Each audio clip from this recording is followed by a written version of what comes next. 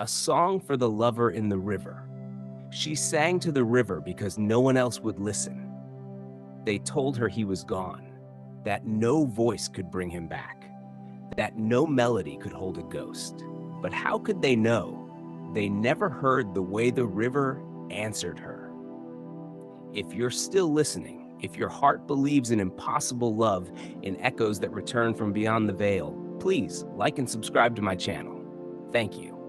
Now, lean closer. The water remembers. Her name was Thaleia, daughter of the lyre maker, barefoot as the sun and wild as the wind that haunted the olive trees. She lived in the village of Elion, where stories bled from every stone and gods still pressed their fingers into mortal soil. And oh, how she sang! She sang as if her voice could braid the sky, as if the stars themselves were listening. But only one ever truly heard her, Ionas. He was not from Elion, not from any place the maps bothered to name. He arrived dripping river water, laughing like he'd just kissed the moon, and eyes like the deep green under a leaf after rain. The village called him stranger.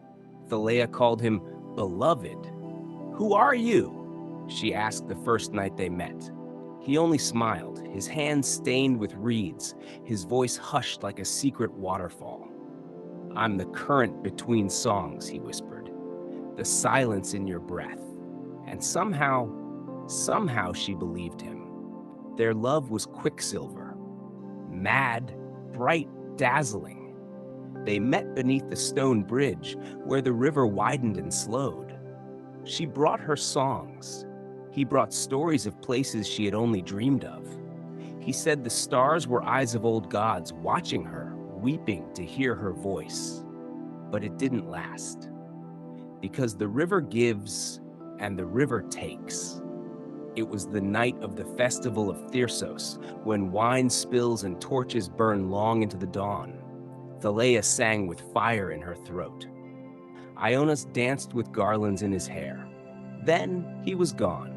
No one saw him leave. No sound, no struggle, just gone. They searched. Of course they searched. The whole village for 3 days called his name across the fields and through the reeds. And on the 4th, they found his bracelet, wound around a lily floating where the river bends like a grieving spine. The elders said the naiads had taken him, or perhaps he never was real, a figment, a spirit, a god in disguise.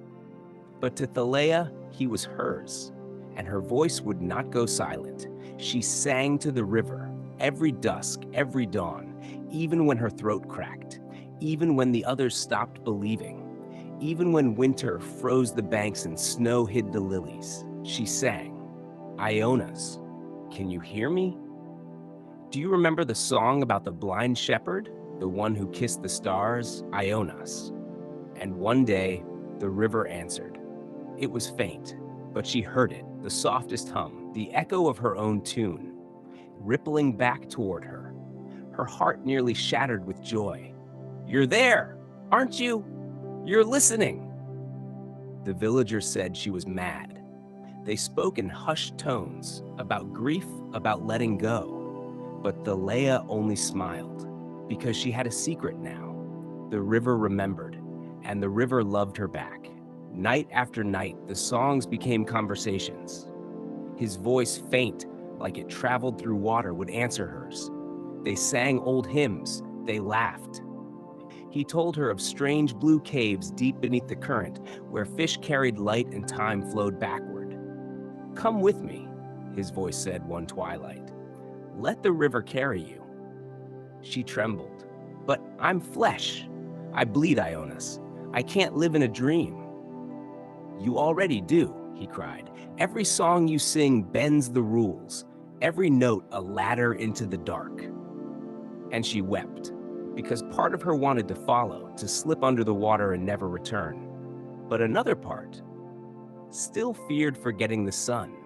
So she stayed and sang, and he waited. Years passed. Thaleia became a legend, the girl who sang to the river, Children grew up whispering her name, daring each other to visit the banks at midnight. Lovers placed coins at her feet, hoping for blessings, but she sang only for him, until the war came, until the men in bronze marched through Elion like a storm with teeth. Fire swallowed the orchards, blades kissed the walls. Thaleia was dragged from her home, her lyre smashed beneath an enemy boot. She screamed for mercy, for music, for Ionas. None came. They tied her, left her in the temple ruins, a warning to others. And in the silence, in the dark, she sang. Broken voice, blood on her lips, but still she sang. And that night, the river rose, not gently, not sweetly, but roaring. A tidal scream bursting through stone and ash, swallowing the soldiers like twigs in a flood. Water climbed the streets. Water shattered spears. Water whispered vengeance. And in the center of it all, glowing, was Ionas, his form clearer now, no longer half shadow or dream. His skin shimmered like moonlit glass, his eyes wild with love and fury. He untied her with trembling hands. "You sang for me," he said, "and you came," she breathed. "But now you must choose." Her heart pounded. "Choose? I can take you with me," he said, "to the blue caverns, to the currents where time forgets its name. Or stay here, with ruins, with memory and pain." Thaleia touched her throat, the voice that had built bridges between worlds, that had woken a lover from drowning, that had brought a god to his knees.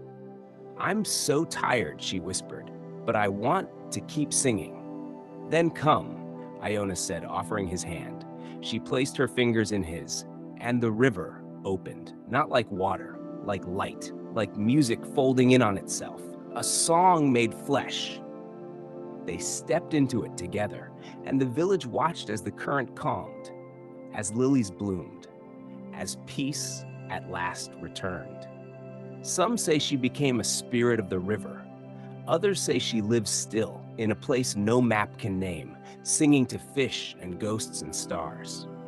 But if you stand at the edge of Elion's bridge, when the moon is full and the world is quiet, you can hear it.